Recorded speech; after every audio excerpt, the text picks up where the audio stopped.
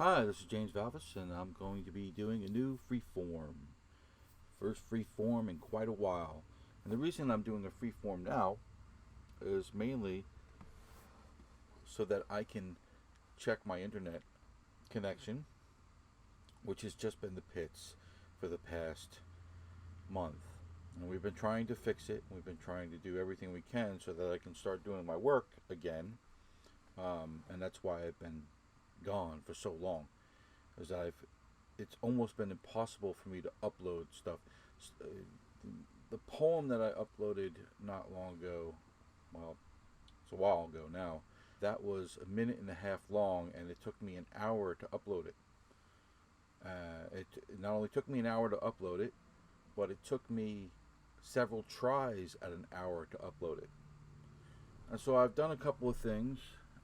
We've had a guy come in and look at stuff, and um, we've done certain other things, and now I'm hoping that you know this we fixed it enough that we can go on and start producing material again and uploading it. In order to do that, I'm going to keep this simple. I'm not going to put any kind of fancy ta-da onto the no video, nothing like that. You're going to get a straight just a podcast where it's a picture like the old stuff that I've always done. And that's to keep the file size down so that we can, I can upload it quicker than I normally would. Well, I would be able to if I was doing it in a more complex way. In any case, that's what I'm doing here. And I wanted to talk about something that was interesting since it's my first time back. But you know, I've already talked about a lot of the stuff that I meant to talk about. And I don't really feel like talking about current events right now. And so I think I'm going to tackle what is maybe the biggest issue in the room. I'm going to talk about abortion.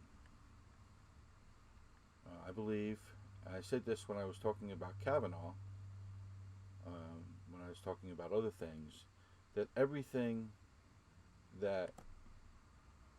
problem that we have can be traced back to the evil of abortion.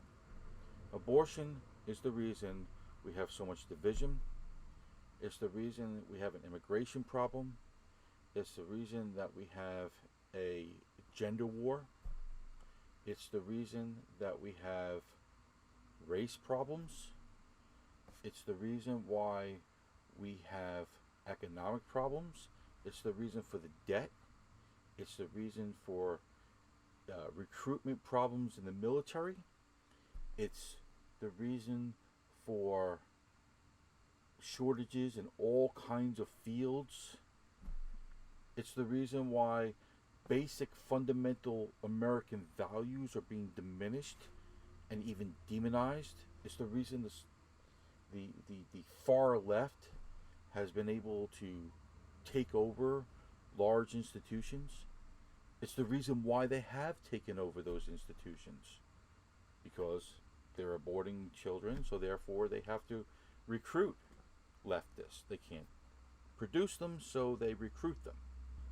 It's the reason for all kinds of everything that you can think of that's a problem stems from this one particular horror called abortion.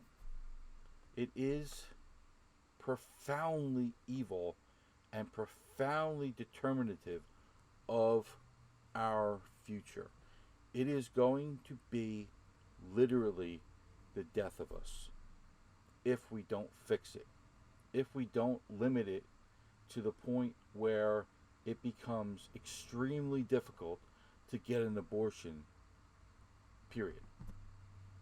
We are going to go the way of other Western nations that are already seeing massive problems and are doing all kinds of things to stop immigration and stop movements of people. They're becoming more and more tyrannical. But this in Japan, You have the people saying, you got to go home. You got to get out of here. And there's a reason for that. In Japan, they have a birth rate. I think it's 1.1. At least that's what it was. It might even be lower now. The birth rate for every if you want to replace the population, for every woman, you have to have a 2.1 birth rate. In other words, that woman has to produce a child to replace her, a child to replace the father, and a child that, a part of a child, because there is some attrition to children who get sick and die and get in accidents and whatever. So you need a 2.1 birth rate just to replace your population. So our population is 330 million currently. If you want to replace that, you need a birth rate of 2.1 before you get the immigration. We've, for the first time, have gone below that. We're below that now. I think we're at like either 1.9 or 2.0. We're just below it. But in certain countries like Japan, where the rate is 1.1, though, or Russia, where I think it's 1.3, these places are halving their population every generation. They're literally dying out. They're becoming gone. And for some reason, in Russia, it's much more of a problem of abortion. In Japan, it's more of a problem of, both, contraceptive abortion and just general disinterest in sex. I mean, they're just not very interested in sex because they've got their pornography and their robots and their video games, and they're just not interested in it. And they're actually dying out. So the Japanese are like, whoa, we're not, their population continues to get older. So the population is really old in Japan because they live a long time, but they are not producing any children. So that causes all kinds of problems too. Now you think about how a Social Security would become an issue. When we started the Social Security system in the United States, there were 9 young people, 9 workers paying in for every person receiving benefits. Today that number is 3 to 1. It's 3 to 1. So there are 3 people paying in for every 1 person getting benefits. In a short period of time, those will be 1 to 1. You will have 1 person working, paying for 1 person getting benefits as length of life continues to go out, and the children are not being made or being destroyed. And eventually, you'll get to where you have more people retired and more people receiving benefits than you will have people working to pay for those benefits. And at that point, you're starting to hit collapse level because those young people cannot possibly get ahead because they're paying so much into the system. This is one of the idiocies of young people supporting leftists, because they're getting all the weight put on them, and they can't build a life. That's why they live in their mother's basements. That's why they live on a friend's couch. That's why they can't start a business or build a home or pay their college tuition loans, because they're paying for other people's medical care or old people's retirement and cruises and whatever else they're doing. Abortion. So let's go back to Japan. In Japan, they're literally kicking people out because they know that if they let people in, they won't be Japan anymore. They won't be Japanese. There's not enough Japanese. They'll eventually just become, watered down. They'll intermarry, and the Japanese people will go away, so they're throwing them out. In Russia, they're doing something of the same sort, in which they're taking large numbers of people and paying them to have babies. They're not allowing foreign people to come in and adopt Russian babies because they need the babies. And this is happening across the world. And eventually these places are going to say, you know what? We can't have abortion anymore because it's destroying us as a culture. It is killing us. It's literally killing our civilization. And so everything that we see in abortion, every problem that we have in the country, can be laid at the feet of this particular evil. And it is evil. It is absolutely evil. There is nothing about it that is good. It is a horrendous, absolutely horrendous deal. Now, this is before we even get into the morality of the thing. Before we even get into the morality of the thing, we need to recognize that abortion is a tragedy for any nation that permits it, any civilization that permits it. It's common sense. You cannot kill off your young and thrive. This is obvious. Imagine if wolves went around killing their young all the time. 1 million of them a year in the United States alone. Worldwide, the number is staggering. We don't even know how many. Could be as many as 1 billion. Who knows? We don't really know the numbers. We don't know the numbers coming out of China or India or other places that have large populations. We just know it's a lot. It's millions and millions of babies being destroyed.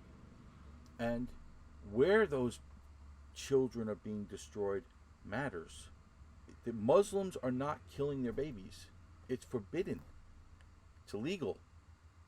So guess who are growing in population and power? That's right, Muslims.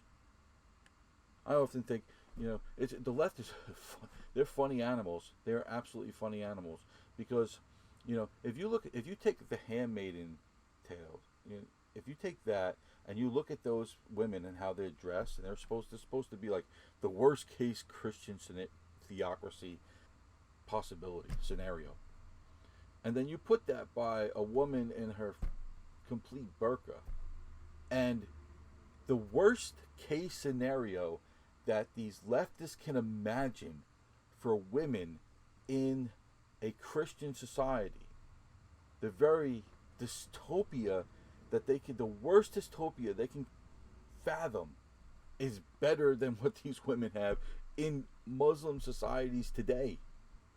And yet, those are the people who are reproducing.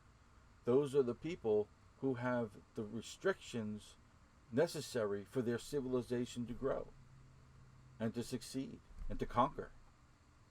They can send a woman or a man over to a pizza parlor to blow themselves up because they didn't abort that child 20 years ago, 15 years ago, however old that kid is.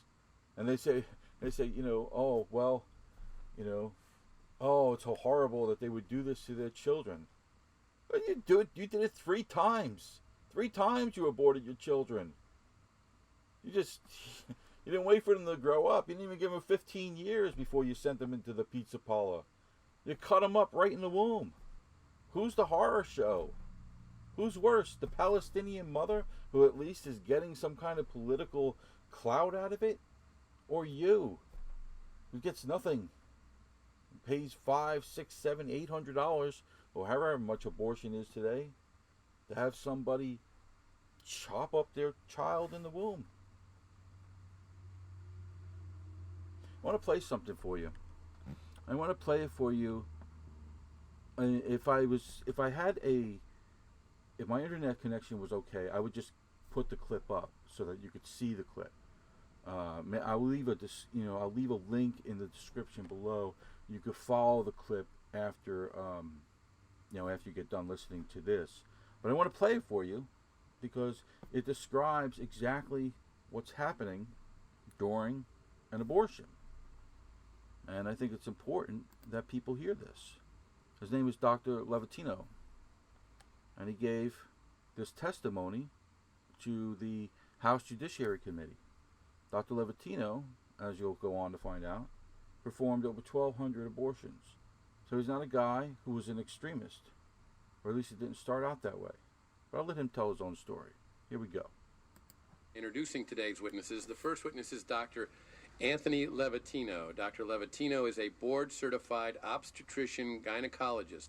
Over the course of his career, Dr. Levatino has practiced obstetrics and gynecology in both private and university settings, including as an associate professor of OBGYN at the Albany Medical College. And Dr. Levatino, we'll begin with you. Welcome. Thank you, Chairman and members of the committee. I only have 5 minutes, so I'm going to get right to it. Second trimester D&E abortions performed between roughly 14 and 24 weeks of gestation. Your patient today is 17 years old. She's 22 weeks pregnant. Her baby is the length of your hand plus a couple of inches. And she's been feeling her baby kick for the last several weeks, but she's asleep on an operating room table. You walk into that operating room scrubbed and gowned, and after removing laminaria, you introduce a suction catheter into the uterus. This is a 14 French suction catheter. If she were 12 weeks pregnant or less, basically the width of your hand or smaller, you could basically do the entire procedure with this. But babies this big don't fit through catheters this size. After suctioning the amniotic fluid out from around the baby, you introduce an instrument called a Sofer clamp. It's about 13 inches long. It's made of stainless steel. The business end of this clamp is about 2.5 inches long and 1/2 inch wide. There are rows of sharp teeth. This is a grasping instrument, and when it gets a hold of something, it does not let go. A D&E procedure is a blind abortion, so picture yourself introducing this and grabbing anything you can blindly and pull, and I do mean hard, and out pops a leg about that big, which you put down on the table next to you. Reach in again, pull out an arm about the same length, which you put down on the table next to you, and use this instrument again and again to tear out the spine, the intestines, the heart and lungs. Head in the baby that size is about the size of a large plum. Can't see it, but you pretty good idea you've got it if you've got your instrument around something and your fingers are spread about as far as they go. You know you did it right if you crush down on the instrument and white material runs out of the cervix. That was the baby's brains. Then you could pull out skull pieces. And you have a day like I had a lot of times. Sometimes a little face comes back and stares back at you. Congratulations, you just successfully performed a second trimester D&E abortion. You just affirmed her right to choose. One more question, Dr. Levatino. Why did you end your practice of doing abortions?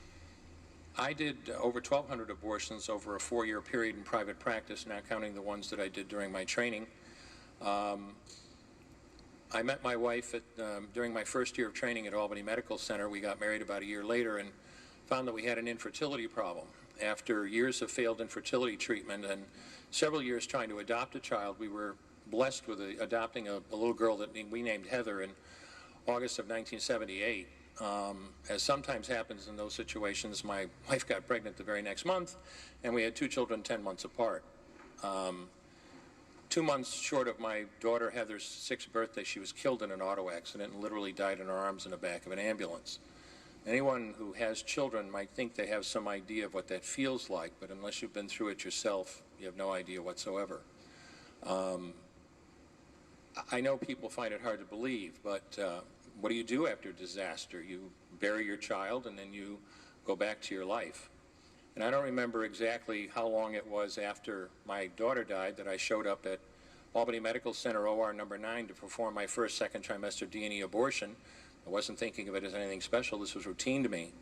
But I reached in, literally pulled out an arm or leg and got sick.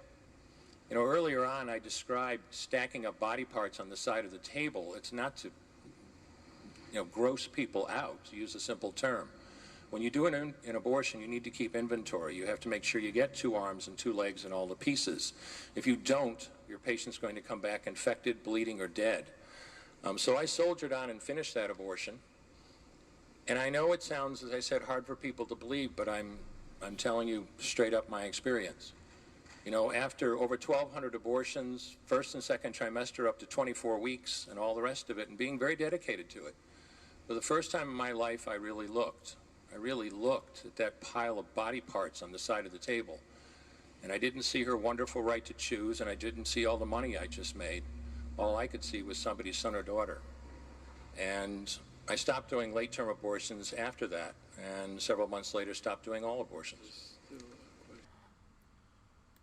Okay, I'm sorry, I can't listen to that without crying.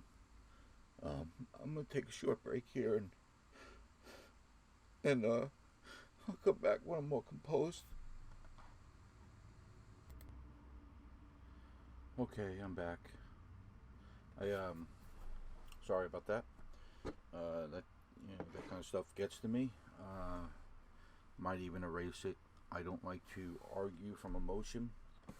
I don't think that's the way we should ever argue, even though obviously I'm emotional about it. I guess I'll leave it in because it's who I am. It's the way I feel about it. I know there's a lot of people who believe that you're against abortion because you hate women or something, or because you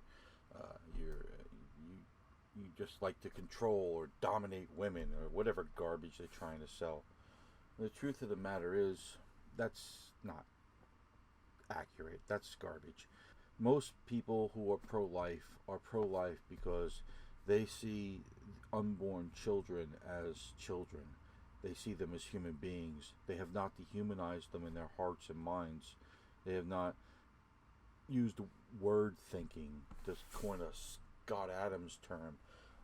Word thinking would be like you would change a word, and by that you have totally different thinking. Like by calling the child a fetus, you've somehow managed to make that child less human. Like calling a Jew an animal or a subhuman or something. Therefore, it's okay to kill them. This is what's going on with that. It's word thinking.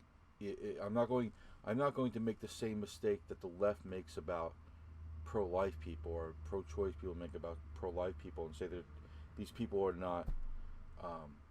They don't believe their own opinions. I think that they do, but it's a weak way of thinking about the world. It's always going to be weak thinking about the world because it's word thinking. You don't change something by renaming it. A rose by any other name. It doesn't matter if you call it a fetus. Oh, it's a fetus. Well, so what? So what? What does that mean? It doesn't mean anything. 5 minutes before a child crowns and is born into the world, it's a fetus. It's not any different. It's not any different from 5 minutes after they're in the womb, except where they happen to be. That's it. That's the only difference between them, and as far as development goes, nothing else. There's no other difference between them at all. So calling them a fetus doesn't change that. It still is what it is. Anyway, I kind of lost track here a little bit as I was composing myself, but I think somewhere, what I was saying is that this is a barbaric practice. It is a barbaric practice at any point in the mother's life. In the child's life. So at 2 weeks or at 30 weeks, it doesn't matter. It's just barbaric. But certainly as it goes along, it gets more and more gruesome. It becomes more and more disheartening. And it becomes more and more evil as it goes along. The idea that we have no limitations on this procedure at all, not any limitation at all on it. We literally have abortion on demand. I wanted an abortion. I can go and get an abortion. That's not acceptable. There's no way that you can justify that. And you have people in academia who have become so insane and so craven in their outlook in life that they argue that even after birth, the mother should have the right to kill a child because the child is retarded, or the child has some kind of condition, or because of whatever. But they believe that I've up to 2 years I've heard it's okay to kill. And you sit there and you think to yourself, my God. When you listen to the doctor talk about what he does to these children, you would not do this to a frog. If you saw a child doing what this doctor did to these children, if you saw a child doing that, you would you would have a budding serial killer on your hands. You really would. You would be concerned. You would be like, this is the kind of pathological behavior that you see in sociopaths. To do that to an animal, a frog, let alone a human being. So even if you don't think that the child is fully sentient or human, what is a frog? Frog isn't fully sentient or human either. It's a frog. And yet if we saw that kind of treatment done to an animal, we would be repelled by that in the extreme. We would think that such a person was cruel and despicable. So even if you go as far as to dehumanize these children and say that they're not really human beings, it's still barbaric. It's still awful. They're certainly not clumps of cells. They are living, independent organisms with their own DNA and their own heartbeats. I think there's a heartbeat in a child after like 2 or 3 weeks. They have their own unique heartbeat, independent from the mother. That's not a tumor. It's not a growth. Not a clump of cells. It's a person that has a distinct life. And so the only way you can argue that you should be able to kill this child is that this life has no value. Has no value. Abortion goes against every single principle that I own. It not only goes against every single principle that I have, but it goes against every single principle that Democrats and leftists say they have. And I say they have because sometimes I just don't think that they fully really believe all the things they say. I mean, they're for, like this caravan that's coming up through Mexico and trying to invade the country. Oh, and they're just up in arms about it. And, how can you treat these people in this way? I don't know that they really care about those people. I have a hard time believing that they care about those people. I think there's just it's a political way to hammer Donald Trump. It's a political way to hammer Republicans. And it's a political advantageous thing for them to get more Democrat votes eventually, in the future. And that's it. I don't think that they really care about them. I have a hard time believing that they believe anything, because abortion makes a liar of all their pretensions. I've said this before. I'll go through the list. Democrats say they care for the little guy, but who is littler than the unborn child? Democrats say they care for the voiceless, but who has less voice than the unborn child? Democrats say they're for the marginalized, but who has been more marginalized than the unborn child? Democrats say they're for the immigrant, but who is without a country more than the unborn child? Democrats say they're for the poor, but who is poorer than the naked, helpless child in the womb? Democrats say they're for women, and yet, because of sex-selective abortions, female children are aborted more than male children. They say they're for minorities, and yet minorities are aborted at much higher rates than white children. They say they're for the unwanted and dispossessed. And yet who is more unwanted and dispossessed than the child of a rapist? They said all people have equal dignity, except those people. That's why I say it makes a liar of them on every point. Abortion makes a liar of them on every single point.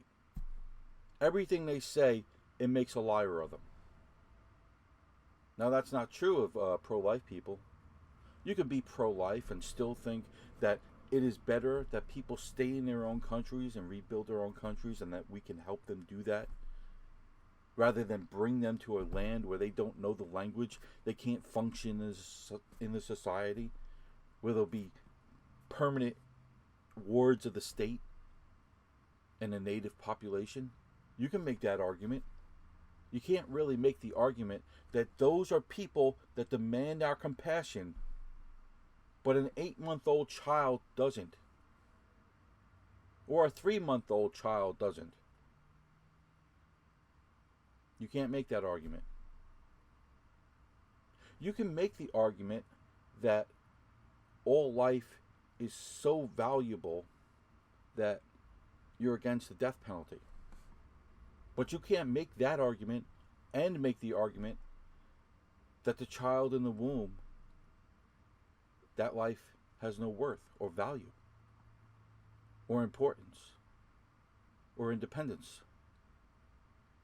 You can't say that the person who's killed 18 people and has shown such disregard for life, their life has value, and their life, they have a right to, redemption and to live out their lives, and that only a barbaric country would ever put poison in that person and take their life. You can make that argument, but you can't say that it's okay to crush the skull of a child at the same time. Now, the opposite is not true. You could say that the innocent life of a child who has never harmed anyone has value and should be protected. Whereas somebody who's done horrendous, heinous things, their life is forfeited by those horrendous things. I don't make those arguments. I am both pro-life and anti-death penalty. But you can make that argument because it's intellectually honest, but you can't do the opposite. So it makes a liar of them on every front. It not only makes a liar of them on every front, but it also makes a liar of them even when they say to someone, I love you. Because what does that mean? See, when a pro-life person says, I love you, this is what they mean. I love you. That's what they mean. But what a pro-choice person says is, I love you because your mother wanted you enough to give birth to you. But if she had not wanted you, I would have been fine with you having your limbs severed from your body and your head crushed until your brains came out of the womb as white pus. I would have been fine with that. But I love you. Oh, I love you otherwise. This is why I say they can't love anyone. Not really. Because at the heart of their love is a deep, abiding selfishness that says, your person did not matter at some point. At some point, your life was not you. You weren't developed enough to be worthy of anything. Could you imagine saying that to a child? Could you imagine saying that to your wife or husband? You, at some point, when you had a beating heart, were not someone I would have saved. I would have affirmed your mother's right to choose to kill you. I love you that much. That's not love. I don't know what that is. Not love. It's a sickness. It's a disease of the mind. It even makes a liar of their declarations of love for the people they love most or think they love most. Because if you move it backwards, that's what you get.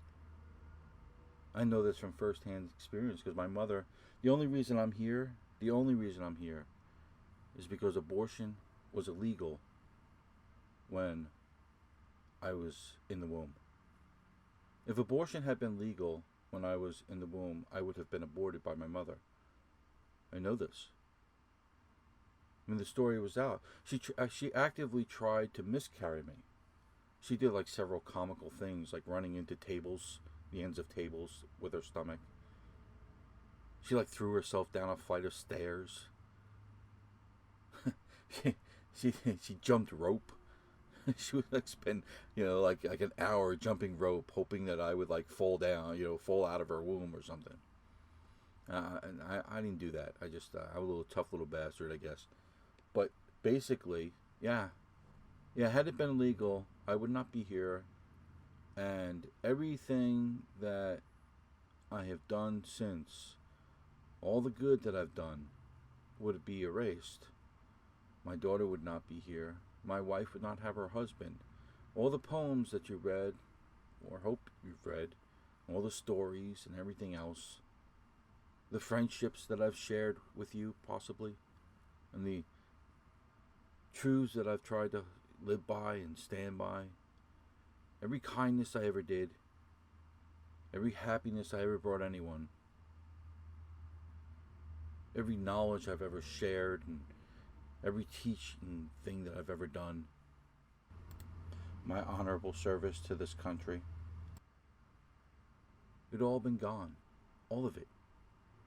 All of it. And not just me, but my daughter too, and every kindness she has.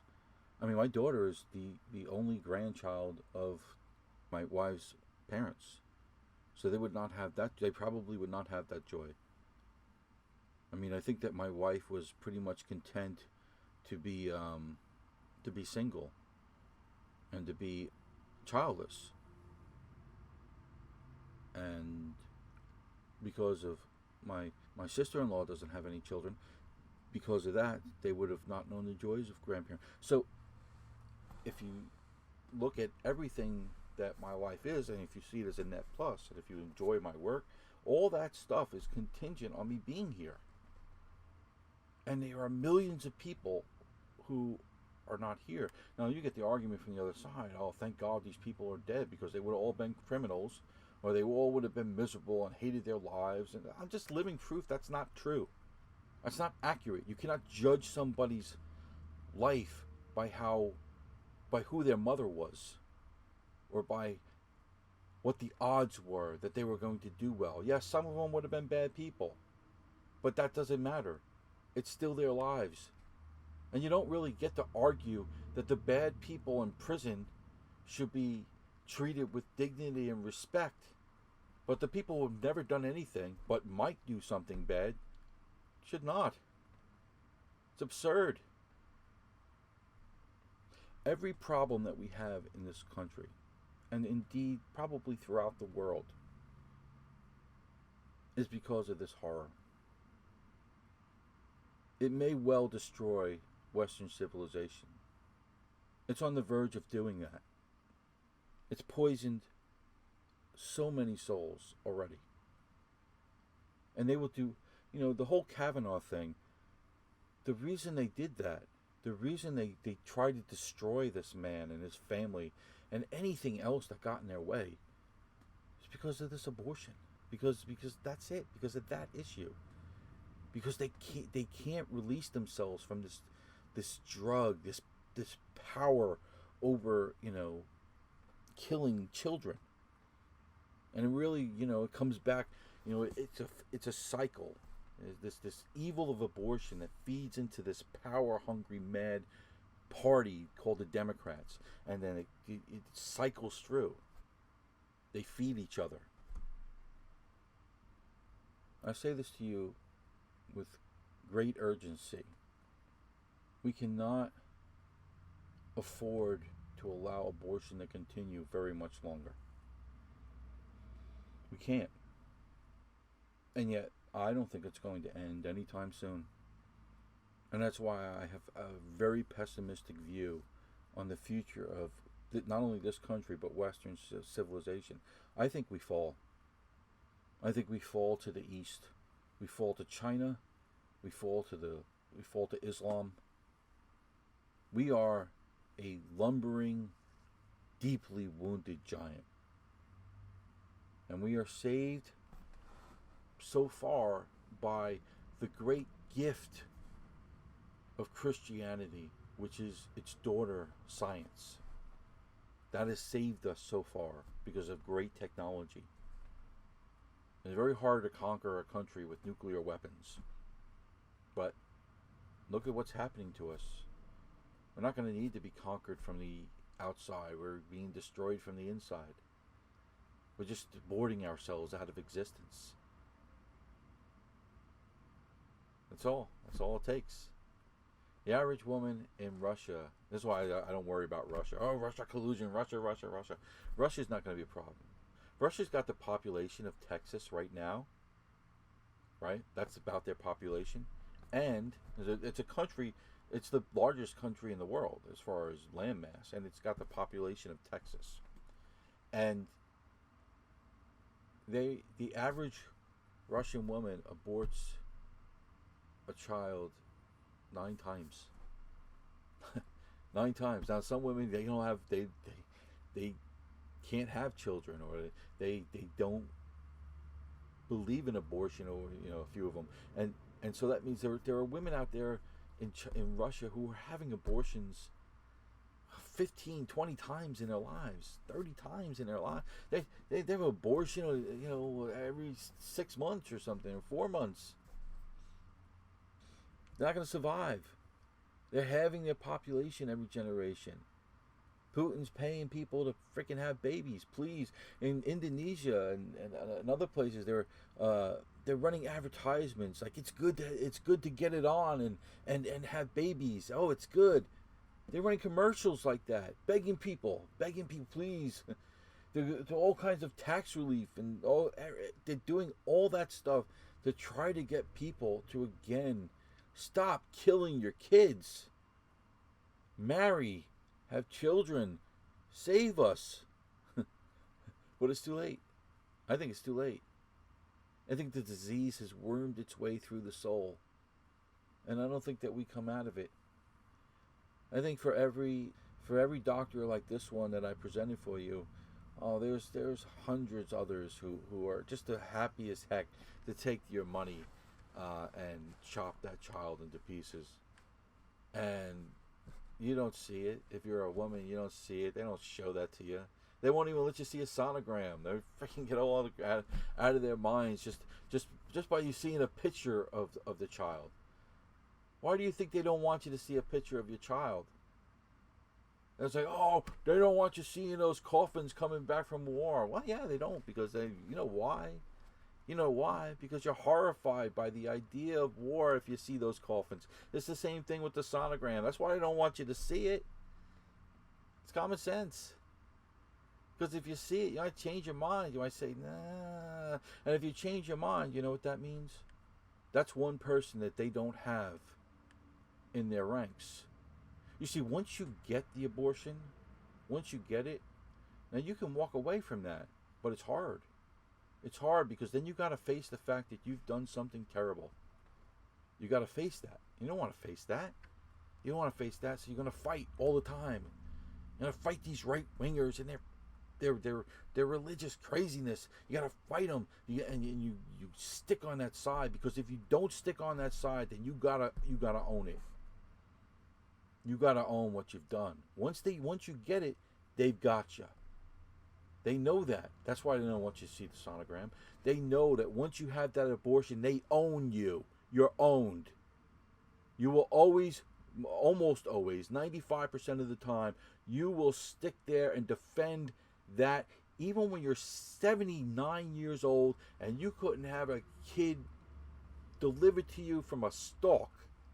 You will still defend that particular atrocity, because you did it 35 years ago.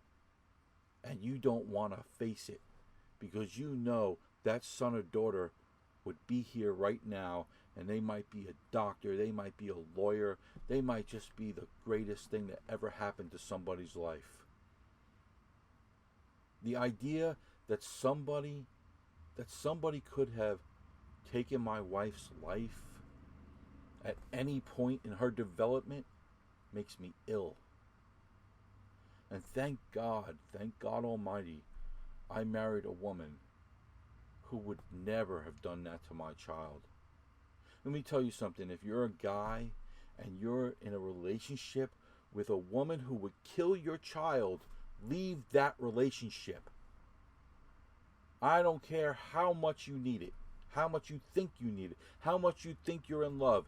Trust me on this. If they're willing to kill your child, they do not love you. They don't. My wife would never do that to my child or me. Never, because she loves me. And therefore loves my child, as I love her child, and would never force her to do that, because I love her. This is a painful issue for a lot of people. And I really, really feel terrible for women who have had this atrocity done to them. Often it's done to them. They're either forced to get it by parents or boyfriend or husband, or they have been coerced into thinking that it's just a clump of cells, it doesn't mean anything, and then they go on to realize, no, it's not that. It wasn't that. That was my child, and I can't ever get my child back because I killed my child. I feel horrible for these women. The guilt that they go through. The statistics tell us that 80% of women who get abortion end up with mental illness. 80%, some kind of mental illness, from anxiety to the very worst of, mental illness possible.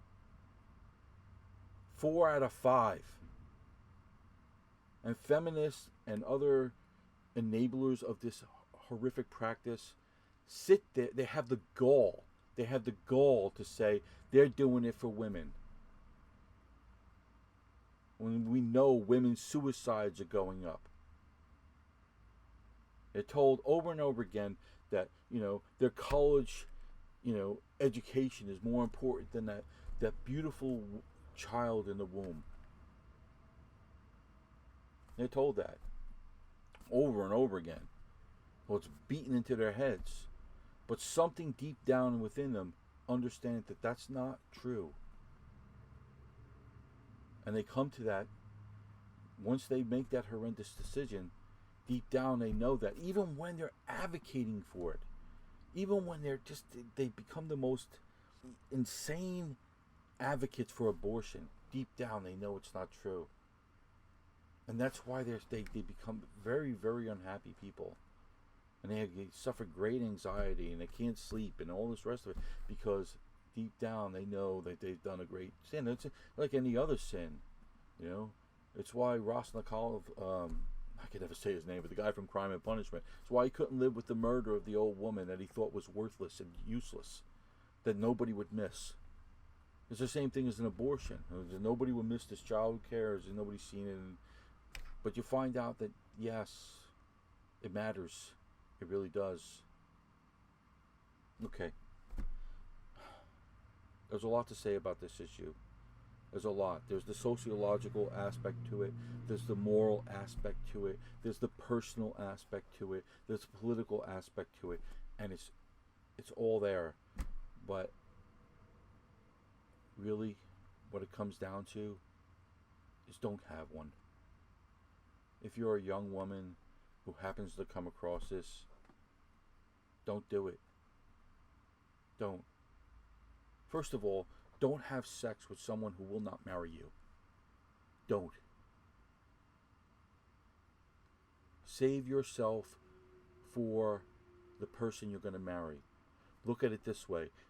If you have sex with someone you're not married to, you are cheating on your husband before the fact.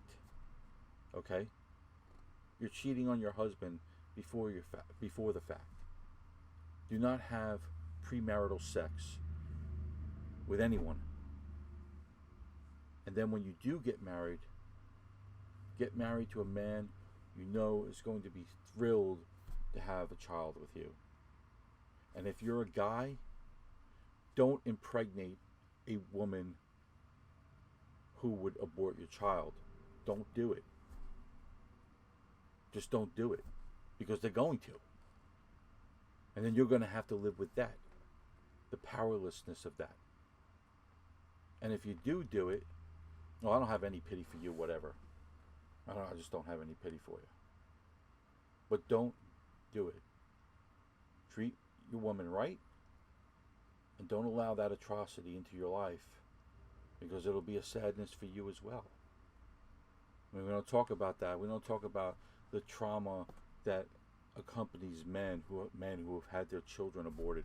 We don't ever talk about that because men don't matter. We don't. All they want to do is get lucky. They don't care about their kids at all. I'm here to tell you that's not true. That's not true. If a man has his child aborted, and he doesn't want that to happen, even if he does want it to happen sometimes, he lives with profound guilt and helplessness, and that relationship is toast. It's just toast. It's gone. I don't know how a relationship can survive that, to be honest with you. There's really only one reason to get an abortion that is immoral, and that is if the mother's life is in danger. If she's literally going to die from having a baby.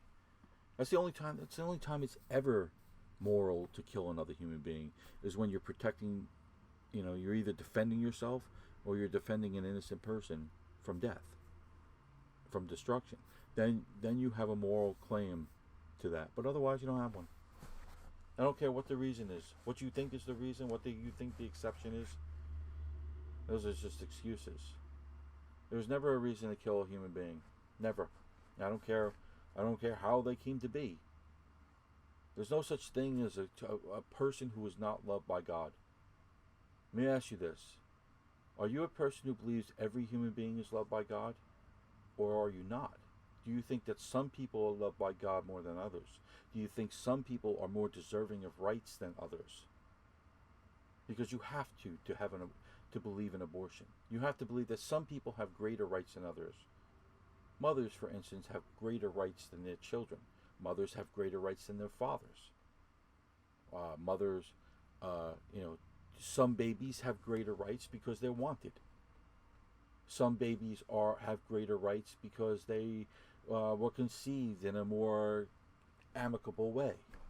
You have to believe that to believe in abortion, to believe it's the right and just thing to do. Ultimately, this issue, this atrocity cannot continue. So I've said elsewhere, like in 1840, you would have said everything that is wrong with America can be summed up in one word: slavery. Everything. It all goes back to that. All the problems that you have, slavery. And if you don't fix it, you will never ever be a great nation. You gotta fix it. Because you can't allow this kind of atrocity, this kind of evil to permeate the culture forever. If it does, you will not succeed. It will go on and it will fester and it will fester and it will fester and eventually eat out and rot out the culture and kill it. Today, that one word is abortion. It cannot continue forever. And it will not. Either because we fix it or we die. This is James Valvis talking about these things. Please like, comment, subscribe, and share this talk. And as always, especially, God bless you. God bless this country. And especially, God bless all the children who never were.